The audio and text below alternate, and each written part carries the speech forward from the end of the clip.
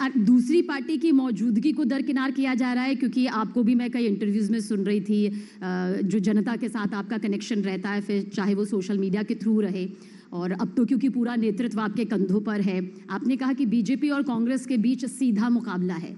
तो आम आदमी पार्टी को दरकिनार कर रहे हैं या फिर कोई गुप्त रणनीति जो है वो अंदर ही अंदर बन रही है? हम किसी को दरकिनार नहीं करते, मगर गुजरात के लोग अभी तक उसका इतिहास रहा है कि वो थर्ड पार्टी को कभी भी एक्सेप्ट नहीं करते।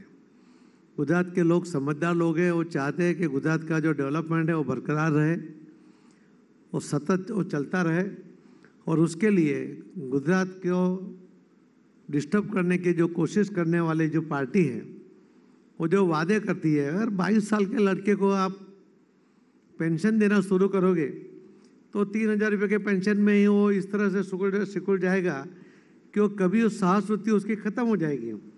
पेंशन तो 60 साल के बाद देना चाहिए, तो 22 साल के बच्चे को पेंशन देना यानी गुजरात में जो युवा धन है उसको नष्ट करना है। ऐसी बात है, गुजरात के लोग कभी सहन नहीं करेंगे।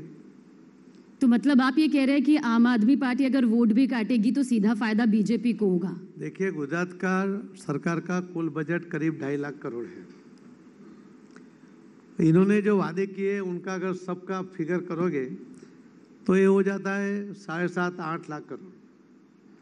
अब आप सोचिए कि किसी ने उनको पूछा कि पैसे कहाँ से आएंगे, तो उन्होंने जवाब दिया कि जो भ्रष्टाचार है वो भ्रष्टाचार को हम खत्म कर देंगे।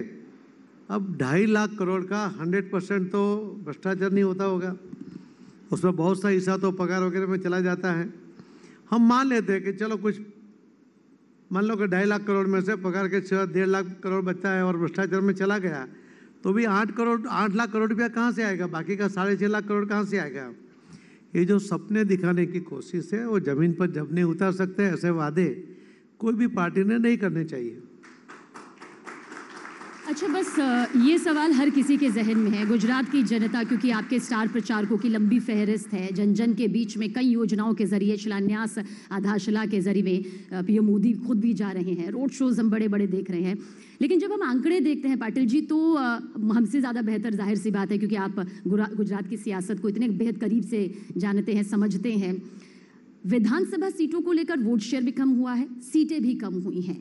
फिर ऐसा क्यों? क्या जिन चेहरों को जनता के बीच में उतारा जाता रहा है वो उम्मीदों पर खरे नहीं उतरे, जिसका जो खामियाजा है वो पार्टी को भुगतना पड़ रहा है? कुछ ऐसी नीतियां हैं जो जनता के हिसाब से नहीं सामने आ पा रही हैं?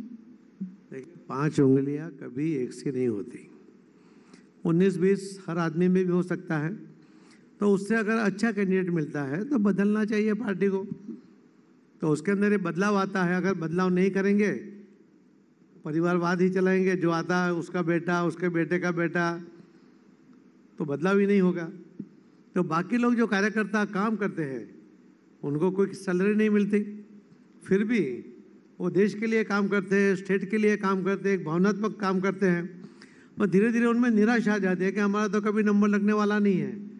तो इसके लिए जब यहाँ पर बदलाव होता है, बदलाव में उनको चांस मिलता है, उसका कोई गॉडफादर नहीं, उसके मेरिट के ऊपर। आप देख लीजिए, अभी भी हमारे पास जो लिस्ट आपको देखा होगा आपने, हमने मेरिट के ऊपर सिलेक्शन किया। तो ये जो मैराथन दौड़ के बाद सिलेक्शन हुआ है, उसका जो एक संतोष का वातावरण है। कुछ लोगों को टिकट नहीं मिलने से नाराज़गी होती है, वो स्वाभाविक है, वो मनुष्य है, तो नाराज़गी होनी भी चाहिए। पर वो समझ जाते हैं पार्टी को नुकसान हो ऐसा नहीं करते। एक बार वो तय भी करते कि हम इंडिपेंडेंट भरेंगे। मैं आज सुबह 2 जगह था, गढ़ड़ा में भी था और बोटाद में था। दोनों जगह पर दोनों कैंडिडेट ने कहा कि नहीं, हम साथ में रहेंगे। साथ में रहे। फॉर्म भरने के समय उन्होंने कुछ फंड की भी मदद करने की ऑफर किया। तो यही भारतीय जनता पार्टी के कार्यकर्ता की विशेषता है। और वो अगर करंट उसका चला जाएगा, वो विरोध भी नहीं करेगा, तो मुझे लगता है कि उसका विरोध का जो करंट है वो होना चाहिए, वही तो उसकी ताकत है। अच्छा पाटिल जी, सुपर सीएम सुनकर कैसा लगता है? मतलब क्या जहन में आता है? इस नाम से आपको बुलाया भी जाता है और कहते हैं कि पर्दे के पीछे कुछ बड़े फैसले होते हैं देश में, जो कि आपके दिशा निर्देश के हिसाब से सामने आते हैं। लेकिन भले ही सीधे तौर पर उन फैसलों पर हामी नहीं भरी जाती, लेकिन कई ऐसे फैसले हैं, बड़े फैसले, जो कि गुजरात के विकास या गुजरात की नीतियों को लेकर ध्यान में रखे जाते हैं। उनके पीछे आपका हाथ होता है, यानी आपका हाथ आपके साथ के साथ। देखिए, मैं एक भारतीय जनता पार्टी का कार्यकर्ता हूँ। मेरे पास प्रदेश के अध्यक्ष की जवाबदारी है। मैं आपको सबके सामने कह रहा हूँ, अगर एक भी अधिकारी ऐसा बता देगा 2.5 साल में मैंने उनको कोई फ़ोन किया हो, कोई काम के लिए सूचन किया हो, कोई सुझाव दिया हो, तो मैं आज से राजकारण पॉलिटिक्स छोड़ने के लिए तैयार हूँ। पर इसमें गलत क्या है सर? मतलब मुझे लगता है अगर आप सबसे लोगों के दिलों में इतना करीब है, आप कुछ लोगों के पास मुद्दे नहीं है, इसके लिए सुपर सीएम की बात करते हैं। अब उन्होंने पंजाब में जिसको मुख्यमंत्री बनाया है, आपको पता है वो कैसा है, उसको चला रहे हैं क्योंकि उनके पास और कोई विकल्प नहीं है। तो वहाँ पीछे बैठकर, पर्दे के पीछे बैठकर दोहरी संचार कर रहे हैं। वहाँ अपने जवाई जो बनने वाला है उसको बिठा दिया है, वो सब काम कर रहा है। अभी भी गुजरात के इलेक्शन में फंड जो आता है वो वहीं से आ रहा है, ऐसी बातें चल रही है। कुछ जो पैसे पकड़े गए वो भी वाया पंजाब ही आए थे। तो ये लोग दूसरे की तरफ देखते हैं, उंगली करते हैं, मगर खुद क्या करते हैं वो नहीं देखते। वो अपने आप को कहते हैं कि हम देश प्रेमी हैं। अब आप देख लीजिए कि उनका जो स्कार्फ का कलर था वो वाइट था, उनकी टोपी भी वाइट थी, मगर नक्सलाइट लोगों के पैसे लेने के लिए उन्होंने उनका कलर पीला कर दिया। ये कलर बदलने वाले लोग हैं और कलर बदलने वाले लोगों के ऊपर कोई भरोसा नहीं करता मैडम। पर आप मानते हैं कि सीधा मुकाबला सिर्फ बीजेपी कांग्रेस या कहीं ना कहीं पार्टी जानती है कि इस बार त्रिकोणीय मुकाबला होगा? मतलब इस बात को आप स्वीकारते हैं कि त्रिकोणीय मुकाबले के जो आसार है वो दिखाई देते हैं? अभी भी हमारा मुकाबला सिर्फ कांग्रेस के साथ होगा। जिस पार्टी की आप बात कर रहे हो उसका अकाउंट नहीं खुलेगा, ये मैं सबके सामने आपको प्रॉमिस करता हूँ। अच्छा, जिस पार्टी का लेकिन आप जिक्र कर रहे हैं कांग्रेस का, उसने भी पिछली बार अच्छी टक्कर दी, मतलब कड़ी टक्कर दी। वो खुद मानती है कि ठीक है इस बार थोड़ा हो सकता है प्रचार प्रसार की रफ्तार तेज करने की जरूरत है, लेकिन टक्कर तो उसने भी दे दी। कांग्रेस की अपनी ताकत नहीं थी, कुछ लोगों की ताकत थी, आंदोलन की बात थी, लोगों को किस तरह से बहकाया गया था। उसमें से एक अलकेश भी था, यहाँ बैठा है, और भी लोग थे।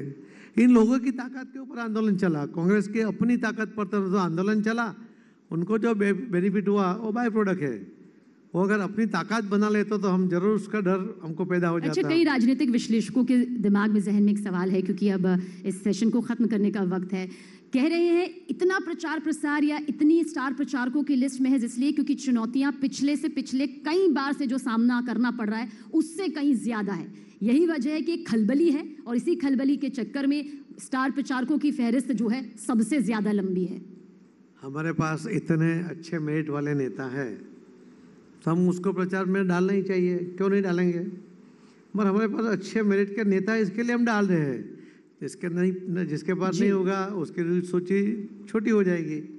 हमारे पास बड़ी है, ये हमारी ताकत है। बहुत बहुत शुक्रिया हमसे बातचीत करने के लिए। आप CR पाटिल जी, सबसे चर्चित चेहरा, जो हमने कहा सुपर सीएम से भले ही परहेज करते हो लेकिन गुजरात जानता है कि बड़े फैसले और बड़ी नीतियां या जो रणनीति है और जो पूरे नेतृत्व का भार है सर आप ही के कंधों पर है फिलहाल। और देखते हैं जो नतीजे सामने आएंगे, उम्मीदों का काफिला कितना सफल होगा। हमारे जो हमने चाहा है वही होगा।